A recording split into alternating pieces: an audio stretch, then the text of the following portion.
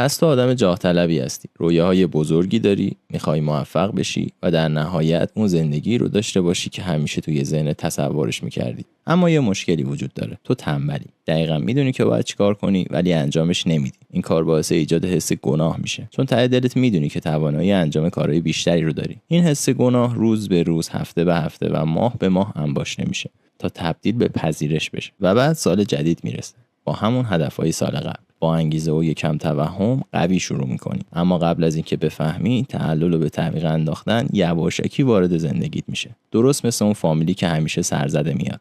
این تعلل رو به تعویق انداختن ادامه دار تبدیل به یه چرخه روزانه از تنبلی میشه. قبل از اینکه بفهمی به خودت لقب یه آدم تنبل رو میدی. خب چطور میتونیم این چرخه رو بشکنیم و از دست تعلل خلاص بشیم؟ کلی ویدیو تو اینترنت هست، اما اکثرشون فقط علائم رو در نظر میگیرن، مثل پاک کردن شبکه‌های اجتماعی یا حذف کردن عوامل حواس پرتی. درسته که این کارا ممکنه در کوتاه مدت کمک کنه، اما به مشکل اصلی که ریشه اصلی تعلل هست نمیپردازه. این ریشه رو میشه در یک کلمه خلاصه کرد: اینرسی. تو علم فیزیک تمایل اجسام در حال سکون به ساکن ماندن و اجسام در حال حرکت به ادامه حرکت هستش، مگر اینکه یه نیروی خارجی روی اون تاثیر بذاره. این قانون اول نیوتن هم هست و به همون اندازه که برای اجسام صادقه، برای کارهای ما هم صدق میکنه. شروع هر کاری مهم نیست چقدر کوچیک باشه، نیاز به یک فشار اولیه و مقدار انرژی برای غلبه بر حالت سکون اینرسی داره و دقیقاً مشکل همینجاست. ما این فشار اولیه رو تو ذهن خودمون اونقدر بزرگ و سخت میکنیم که به جای انجام کار کلاً ازش فرار میکنیم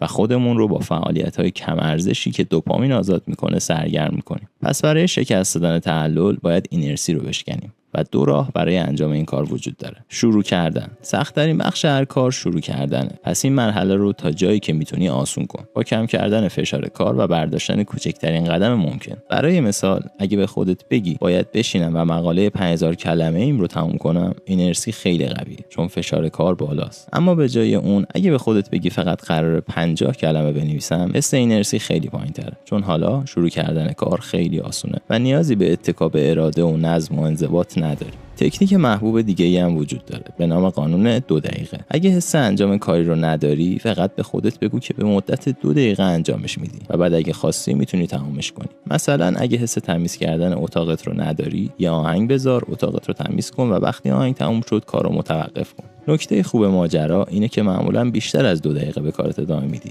یا در نهایت بیشتر از 50 کلمه مینویسی و این به خاطر اینه که اجسام در حال حرکت باقی میمونن. یعنی وقتی شروع کنیم شتاب میگیریم و این شتاب ما رو برای مدت طولانی تری به جلو هل میده. در ابتدا مثل هل دادن یه توپ به بالای تپه است، اما وقتی از نقطه اینرسی عبور کنیم از اونجا به بعد سراشیبیه و به همین دلیله که مهمه فشار اولیه کوچیک و آسون باشه. به عبارت دیگه فشار کار رو کم کن و فقط با 2 دقیقه شروع کن. میتونی این دو روش رو تو هر زمینه از زندگیت به کار ببری تا به تعلل غلبه کنی. چه رفتن به باشگاه باشه، چه کار روی پروژه شخصیت باشه، چه حفظ روابطت و چه هر چیز دیگه‌ای که فکرش رو بکنی. همونطور که مارتین لوتر کینگ یه بار گفت، لازم نیست تمام پله‌ها رو ببینی، فقط اولین قدم رو بردار.